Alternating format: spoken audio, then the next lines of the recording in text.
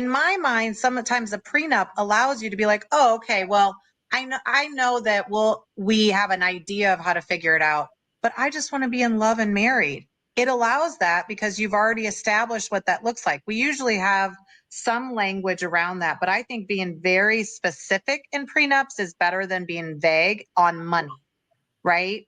And then allow the right to stay in the house. A lot of times people want to stay in the house until the kid becomes 18 or something like that, having more flexibility because they still come back for college or things like that. I think all three of those freaking brilliant. And because a lot of things will change. So establishing a minimum, establishing that everything we create is ours together, establishing how this looks like.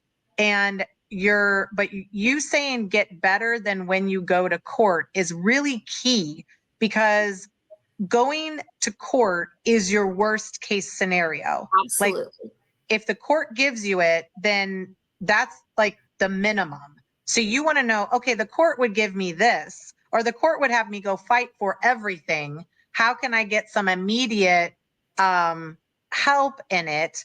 And, it is a negotiation tool. So you would go back and forth on some of this, but some of the basic knowledge or basic tenets that you just talked about cover you in those very critical 6 months at the beginning of divorce, which is most of the time when people are so overwhelmed and frustrated that they cave and settle for a settlement that is horrible.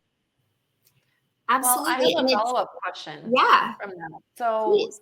these marriages, the trad wife marriages, are already set at a certain level of power. There's difference.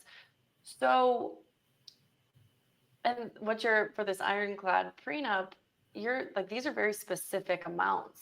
Are you seeing that the husband or the breadwinner, I guess, combats that? Because that's a lot to ask for, especially when there's a big power dynamic. I love that you asked for that, because the male component of the trad wife marriage is, I will never divorce you. I will always care for you financially. And if they intend to hold up their end of the bargain, why do they have a problem signing a prenup that grants you rights in excess of the state?